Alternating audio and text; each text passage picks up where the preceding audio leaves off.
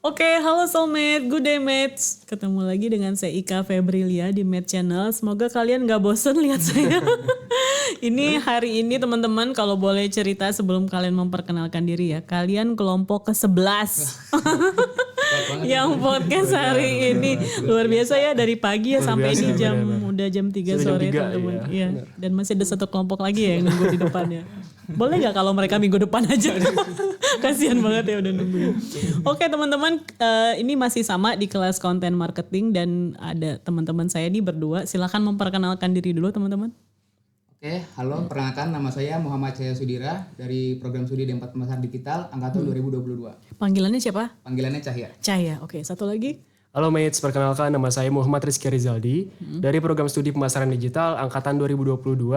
Nama panggilannya biasa disebut Rizky, dipanggil Rizky. Ya, Oke, jadi ada Cahya, ada Rizky. Kayak nama sinetron ya, Cahya Rizky. Pasaran banget ya Om. Oke, kita mau bahas apa hari ini? Cahya dan Rizky. Hari ini kita mau bahas Kris, Bu. Kris ya, oke. Ya menarik banget teman-teman, penggunaan Kris itu benar-benar memudahkan kita sebagai konsumen ya. Misalnya mau, sekarang aja kan kayak di kantin di Blok M kan. Nah, benar. Jadi maksudnya nggak perlu bawa uang cash, nggak perlu bawa uang tunai. Yang penting handphonenya ada kuotanya. Ya nggak, jangan sampai nanti malah minjem wifi di sana kan. Ada kuotanya, kemudian ada saldonya gitu ya. Jadi kita bisa pakai Kris itu untuk bisa memudahkan kita bertransaksi gitu ya. Oke, apalagi teman-teman yang menarik dari Kris yang mungkin teman-teman mau ceritakan? Jadi mungkin saya mau ceritain awal mulai dari Kris dulu. Oh ya, boleh. Jadi Kris ini kan diluncurkan tuh oleh BI. Awalnya itu diluncurkan pada tanggal 17 Agustus tahun 2019. Tapi mulai dipakai efektifnya tuh tahun 2020 Bu, mulai dari 1 Januari. Nah dari situ tuh ada kenaikan signifikan Bu. Dari tahun 2019, total nominal transaksi Kris tuh ada jumlahnya 201 triliun. Nah di tahun selanjutnya, tahun 2020, itu meningkat drastis Bu di masa pandemi, 2 kali lipat. Sekitar 429 triliun. Wah, sampai akhirnya pasti sekarang tahun 2024 jadi semakin banyak lagi ya yang pakai.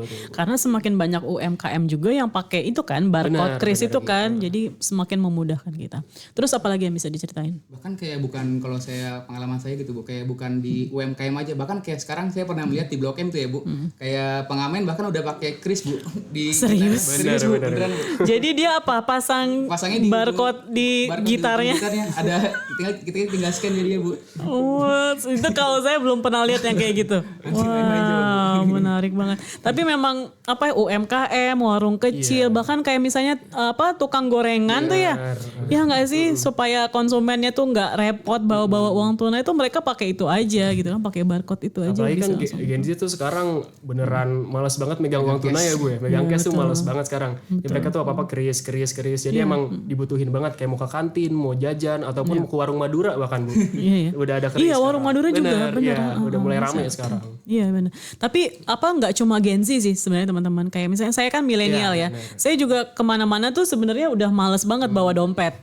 Kan biasanya kalau dompet kan ada KTP-nya, ada apanya. Nah itu kan lumayan berat ya, ribet gitu. Jadi males gitu. Mendingan kayak misalnya bawa handphone aja. Yang penting tadi ya ada kuota internetnya, ada saldonya. Jadi kayak misalnya mau belanja kemana aja tuh bisa lebih mudah gitu ya.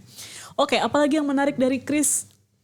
Jenisnya sih Bu. Teman-teman. Dari yang biasa kita tahu kan kita cuma nge-scan aja gitu kan. Ternyata tuh Kris tuh sebenarnya ada 2 jenis ya Bu. Apa tuh? Yang pertama ada MPM atau merchant dari pokoknya itu Krisnya tuh dari penjualnya gitu. Jadi kita nge-scan. Sebenarnya tuh ada lagi satu lagi. Krisnya dari kita Bu. Jadi penjualnya yang nge-scan ke kita. Oh ada ya? Ada, itu ada Bu. Cuman emang masih belum ya? Iya. Kayaknya tadi yang alternatif yang pertama yang udah sering dipakai kan? Udah paling lumrah lah. Oke, saya baru tahu tuh kalau yang alternatif kedua itu, tapi menarik juga ya. Tapi pada intinya tadi tuh ya memudahkan transaksi. Iya sama. Oke, apalagi yang menarik dari Krisdayanti? Kris Dayanti salah. Tapi lu pernah ini gak sih kayak risih gitu, kayak sering dengar ada yang nyebut Kris atau Qris? Iya.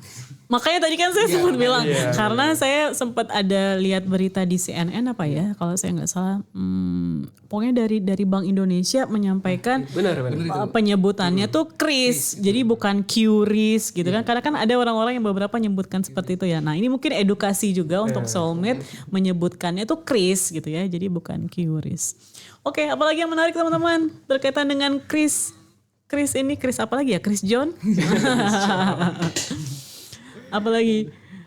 Tapi kalau misalnya pemanfaatan kris nih ya teman-teman, menurut kalian ada efek negatifnya nggak sih? Atau sejauh ini kayak positif-positif aja? Menurut saya sih dampak negatif itu udah pasti ada sih Bu. Yang pertama tuh dari keamanan. Karena kris tuh gampang banget kan Bu buat dimanipulasi gitu. Jadi tinggal ditempel aja gitu loh. Menurut saya itu sih yang masih harus diperhatikan lah. Resikonya gede banget. Sama menurut saya nih teman-teman, saya nggak tahu nih apakah menurut teman-teman ini sebagai dampak yang negatif juga atau enggak. Jadi membuat kita tuh lebih impulsif nggak sih? Bener banget. Berasa gitu. Ya, bener. Gimana? Tinggal dikit aja. Kalau duit kan kerasa gitu. Iya bener nggak sih? Jadi kayak gampang banget. Karena gampang ya, karena gampang sekali untuk transaksi sehingga pada akhirnya memicu kita.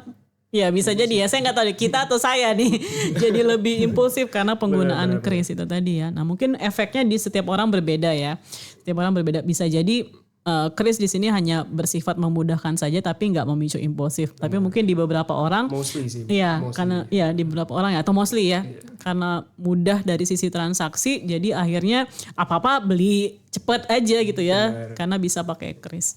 Oke teman-teman, semoga soulmate bisa memanfaat kris in a good way gitu ya. Oke, good. Dan yang pasti harus ini rajin kerja dong supaya saldo di benar. Oke, apakah kalian soulmate juga lebih senang pakai kris dibandingkan dengan pakai uang tunai saat berbelanja atau saat beli makan misalnya gitu ya. Nah, silakan share pengalaman kalian di kolom komen ya. Oke, terima kasih ya teman-teman sudah menemani saya ngobrol di sore hari yang sudah semakin melelahkan ini. Ya, sampai jumpa lagi di topik-topik podcast berikutnya. Dadah. Good day, mates.